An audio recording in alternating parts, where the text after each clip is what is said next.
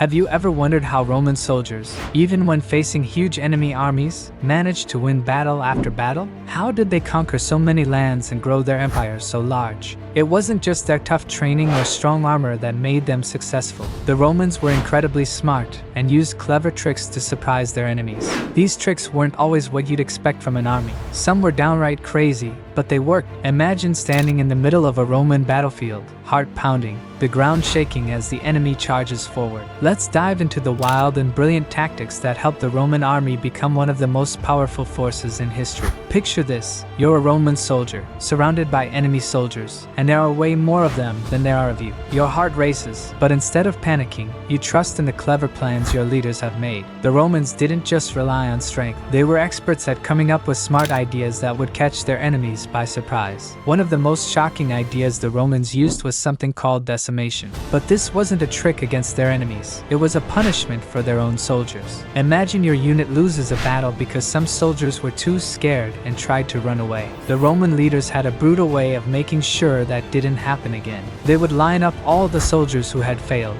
and then they would pick 1 out of every 10 to be punished in the harshest way possible. This was decimation, and it sent a strong message: never retreat, never fail. The soldiers who survived would fight even harder in the next battle, knowing they didn't want to face that punishment again. It was cruel, but for the Romans, it kept their soldiers disciplined and always ready to fight. But the Romans weren't just tough, they were also incredibly smart. When they found themselves in tricky situations, they came up with new ideas on the spot. For example, the Romans were used to fighting on land, but what about battles at sea? When they had to fight on the ocean, they realized they weren't as prepared. Their enemies, like the Carthaginians, had faster ships and more experience on the water. The Romans knew they couldn't win by fighting the way their enemies expected, so they invented something new: the corvus. The corvus was like a long, spiked bridge that the Romans attached to their ships. When they got close to an enemy ship, they would drop the corvus down, and it would latch onto the enemy's deck. Then, Roman soldiers could rush across and fight in hand-to-hand combat, just like they did on land.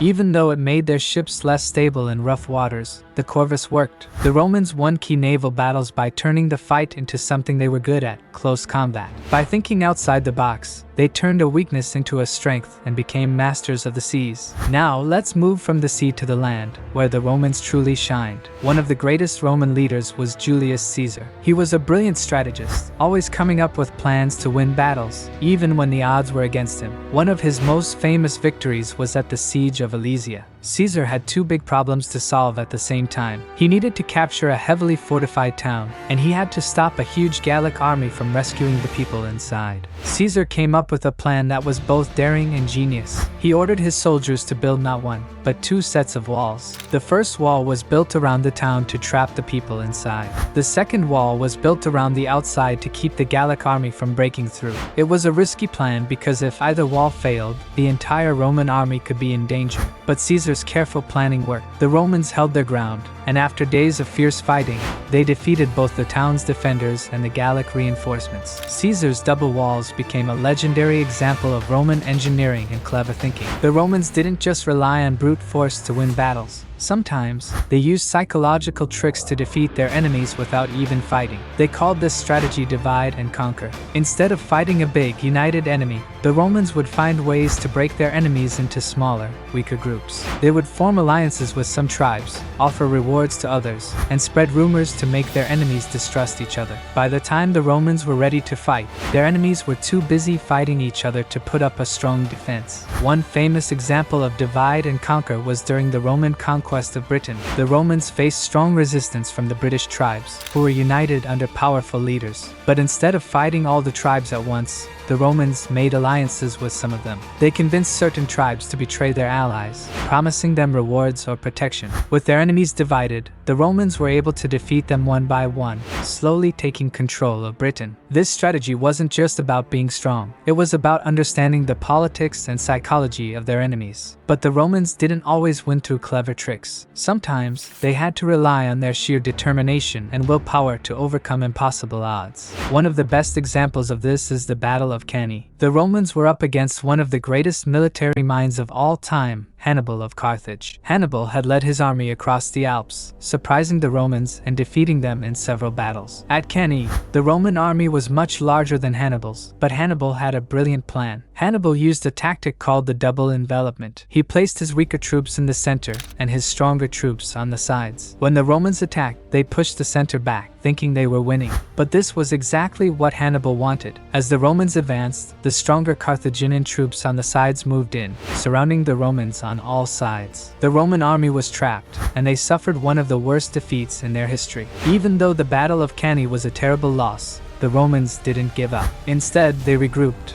learned from their mistakes, and eventually defeated Hannibal in the end. This determination to never give up, even in the face of disaster, was one of the reasons the Roman Empire lasted for so long. The Romans were also masters at adapting to new challenges. As their empire grew, they faced different enemies in different environments. They couldn't rely on the same tactics everywhere, so they had to be flexible and come up with new solutions for each situation. One way they did this was by using auxiliary troops. Auxiliary troops were soldiers from the lands the Romans had conquered. These soldiers weren't Roman citizens, but they were trained and equipped by the Roman army. The auxiliaries brought their own unique skills to the Roman military. For example, some were experts at fighting in the mountains, while others were skilled horsemen or archers. By using these diverse skills, the Romans could adapt to different types of warfare. This flexibility made the Roman army even stronger and helped them conquer and control vast territories. But the Romans didn't just rely on their soldiers to win battles. They also used advanced technology and engineering to gain an advantage over their enemies. Roman engineers were some of the best in the ancient world, and they built incredible structures that helped the army in battle.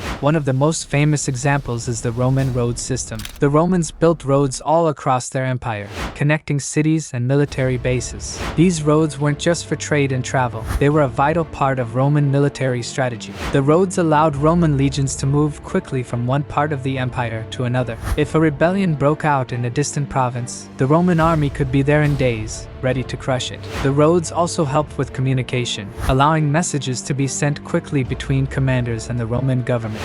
The Roman road system was so well built that some of these roads are still in use today, thousands of years later. The Romans were also experts at building forts and camps. Whenever the Roman army was on the move, they would build a temporary camp every night. These camps weren't just simple tents. They were carefully planned and fortified with walls, ditches, and watchtowers. The camps protected the soldiers from surprise attacks and gave them a safe place to rest. The Roman soldiers could build these camps quickly and efficiently, even in hostile territory. This ability to create fortified camps wherever they went gave the Romans a huge advantage in enemy lands. But the Romans didn't stop at temporary camps. They also built permanent forts and fortresses in strategic locations across their empire. These forts were like small cities, with barracks, kitchens, armories, and even baths for the soldiers. The forts were connected by the Roman roads, allowing the army to defend the empire's borders and respond quickly to any threats. Some of these forts were so well built that they became the foundation for modern cities in Europe and the Middle East. The Romans also knew that an army couldn't fight without food, weapons, and other supplies. So they developed a highly organized system to make sure their soldiers had everything they needed, no matter where they were fighting. The Roman army had special units called quartermasters who were responsible for gathering supplies and making sure they were delivered to the front lines. They built warehouses and granaries to store food and other materials, and they used the Roman roads to transport supplies quickly and efficiently. One of the most impressive examples of Roman logistics was during the campaign against the Dacians. The Dacians lived in a mountainous region that was hard to reach, and their king, Decebalus, was a fierce warrior. The Roman Emperor Trajan knew that defeating the Dacians would be tough, but he was determined to conquer their land. To do this, Trajan ordered the construction of a massive bridge across the Danube River, which allowed his army to cross into Dacian territory. This bridge, called Trajan's Bridge, was an engineering marvel. It was over 1,000 meters long and built with stone piers and wooden arches. The bridge allowed the Roman army to transport troops, supplies, and even war machines into Dacia. With this logistical support, Trajan's legions were able to launch a successful invasion and defeat the Dacians, bringing their land under Roman control. Roman military tactics weren't just about fighting. They were about thinking ahead and planning for every situation. The Romans knew that winning battles required more than just bravery and skill. It required careful preparation, clever strategies, and the ability to adapt to new challenges. This combination of discipline, ingenuity, and determination is what made the Roman army one of the most powerful and successful in history. Even though the Roman Empire eventually fell, the lessons of their military strategies live on. Many of the tactics, technologies, and ideas developed by the Romans have influenced armies throughout history and are still studied by military leaders today. The story of the Roman military is a testament to the power of human creativity and perseverance. By thinking outside the box and never giving up, the Romans were able to achieve incredible things and build an empire that lasted for centuries. So next time you hear about a clever strategy or an ingenious invention, remember the Romans. They were the masters of turning challenges into victories, and their legacy continues to inspire us today.